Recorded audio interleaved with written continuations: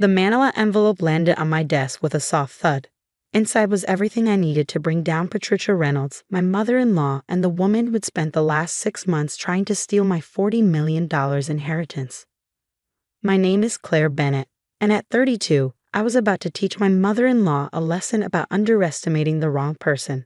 The inheritance came from my father, a self-made tech mogul who'd built his fortune from nothing.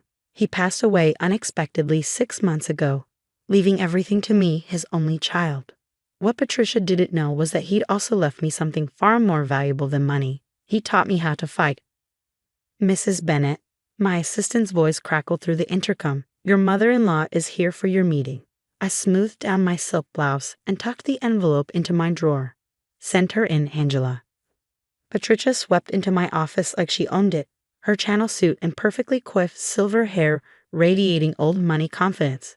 Behind her trailed her son, my husband, Michael, looking uncomfortable as always when caught between us. "Claire, darling," Patricia's smile was sharp as a knife. "I thought we could discuss the situation like adults." I gestured to the chairs across from my desk. "Please sit."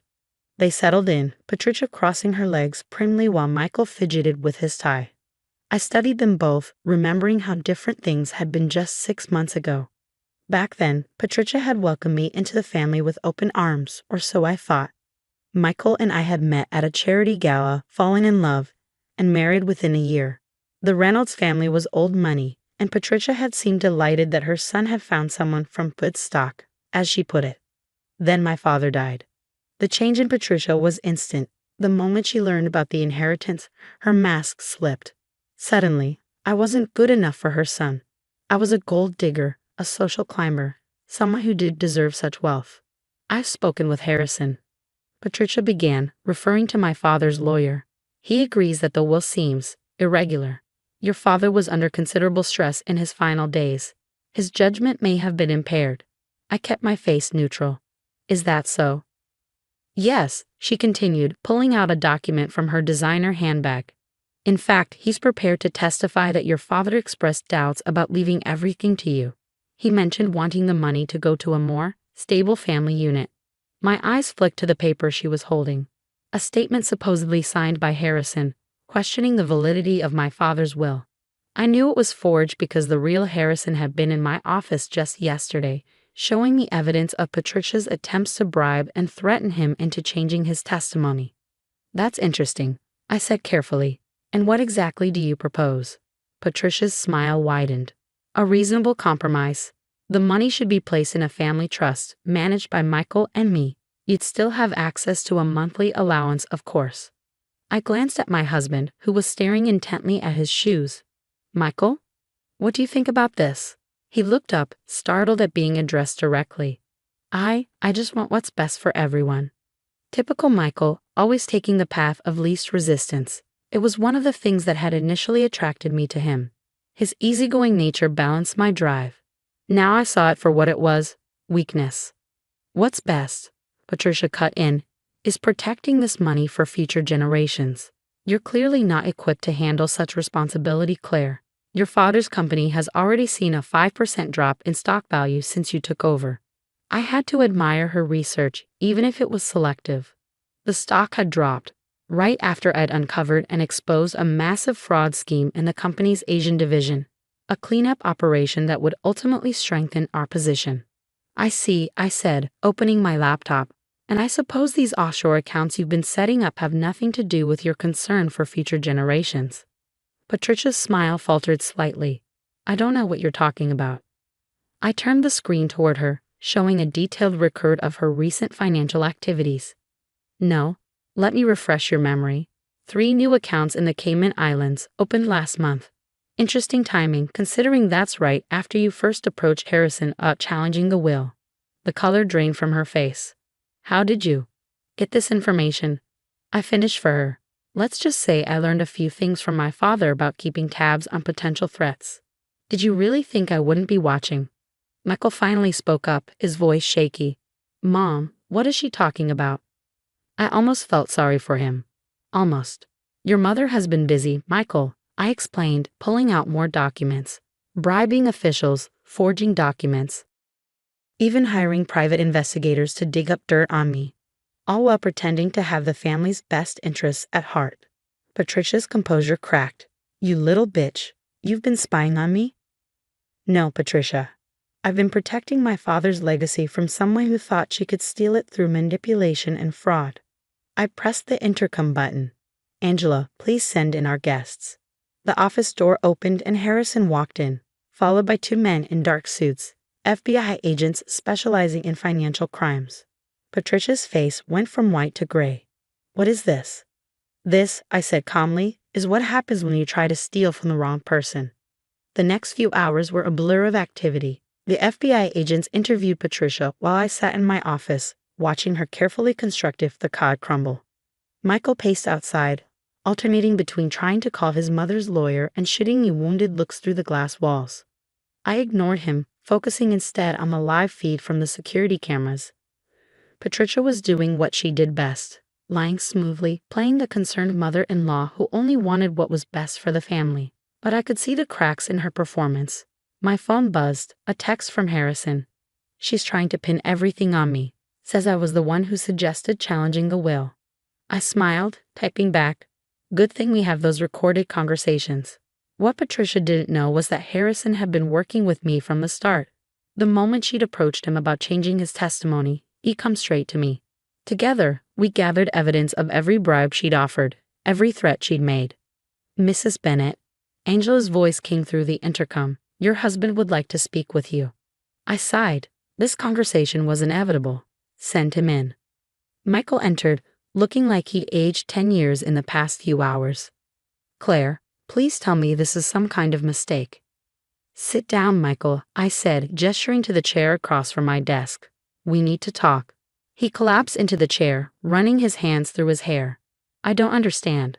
Why would my mother do this? Money makes people do terrible things, I replied. But this isn't just about money. Your mother never thought I was good enough for you. The inheritance just gave her an excuse to act on it. But why didn't you tell me what was happening? His voice cracked slightly. I'm your husband. I studied him carefully. Would you have believed me over your mother? Be honest, Michael. His silence was answer enough. Besides, I continued, you weren't exactly uninvolved. Those meetings with Harrison, did you think I wouldn't find out? He paled. That was different. Mom said we needed to protect the family's interests. By helping her steal my inheritance, I cut him off.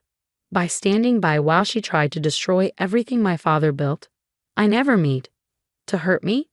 I finished. Funny how everyone keeps saying that. Your mother didn't mean to hurt me, she just wanted to steal my inheritance. You didn't mean to hurt me, you just helped her do it. Michael leaned forward, desperate now. Claire, please, we can fix this. I'll talk to Mom, make her understand. There's nothing to fix, I said firmly. The FBI has everything they need. Your mother is going to face charges for attempted fraud, forgery, and conspiracy. And you? I paused, letting the moment stretch. You have a choice to make. His head snapped up. What do you mean?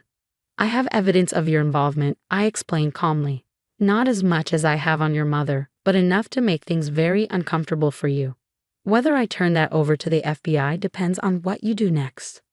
Are you blackmailing me? He asked, incredulous. I'm giving you an opportunity, I corrected. Walk away now.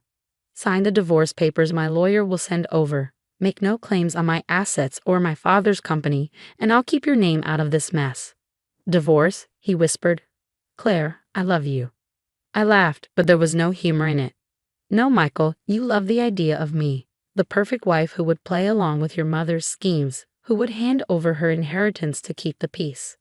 That person never existed. Before he could respond, Angela buzzed in again. Mrs. Bennett, the FBI agents would like to speak with you.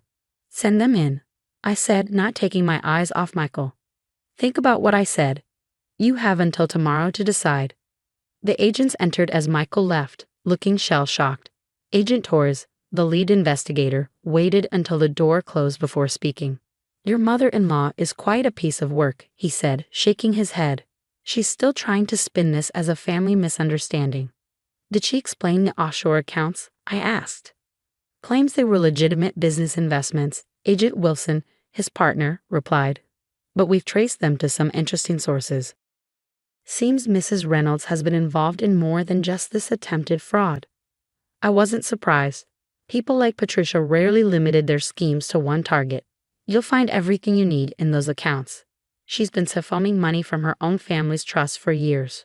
Torres raised an eyebrow. How did you know that? My father taught me to be thorough, I said simply. Once I knew she was targeting me, I had her investigated. Everything I found is in that file I gave you. They left with boxes of evidence, and Patricia was escorted out in handcuffs. She managed to maintain her dignity until she saw me watching through the office window. The mask slipped then, revealing the rage beneath. You'll regret this, she shouted as they led her away. You have no idea who you're dealing with. I smiled coldly. No, Patricia, you had no idea who you were dealing with. The fallout was spectacular. Within days, the story hit the financial press. Patricia Reynolds, matriarch of the old money Reynolds family, arrested for fraud and conspiracy. The headlines were brutal. Socialite scheme to steal tech fortune exposed. Mother-in-law from hell. Inside the $40 million inheritance plot. Michael made his decision the next morning, signing the divorce papers without argument. He looked defeated, his carefully maintained world crumbling around him. Part of me felt a twinge of sadness. We had been happy once, before greed and family loyalty destroyed everything. I'm sorry, he said quietly, sliding the signed papers across my desk. I should have stood up to her. Yes, I replied, you should have. He hesitated at the door. What will happen to her? That depends on how many other victims come forward, I said. The FBI is investigating decades of financial misconduct. Your mother's been busy, and they were finding plenty. Patricia's scheme to steal my inheritance had opened a Pandora's box of fraud. Former business partners, distant relatives, even charitable organizations. She'd been stealing from them all, hiding behind her social status and family name. A week after Patricia's arrest, I received an unexpected visitor. Catherine Reynolds, Michael's grandmother and the true head of the Reynolds family, requested a meeting. She sat across from me, every inch the family matriarch in her perfectly tailored suit and heritage pearls. But unlike Patricia's artificial warmth, Catherine's steel was right on the surface. Well, she said, studying me with sharp blue eyes, you've certainly caused quite a stir. Your daughter-in-law tried to steal from me, I replied evenly. I responded accordingly. Catherine's mouth twitched. Yes, you did. Rather impressively, I might add. She paused, reaching into her handbag. I've come to show you something. She placed a folder on my desk. Inside were documents dating back decades. Evidence of Patricia's earliest schemes, carefully documented and preserved. You knew, I said, realization dawning. You knew what she was doing all along. Catherine nodded. Patricia was careless. She thought her marriage to my son made her untouchable. I've been gathering evidence for years, waiting for someone with the spine to take her down. And you didn't stop her yourself because the Reynolds family name had to be protected, she said simply. But you're not a Reynolds. You could do what needed to be done without concerning yourself with family politics. I leaned back, understanding flooding in. You wanted her exposed. I wanted her stopped, Catherine corrected. The exposure was inevitable. Better it come from an outsider than within the family. She stood, smoothing her skirt.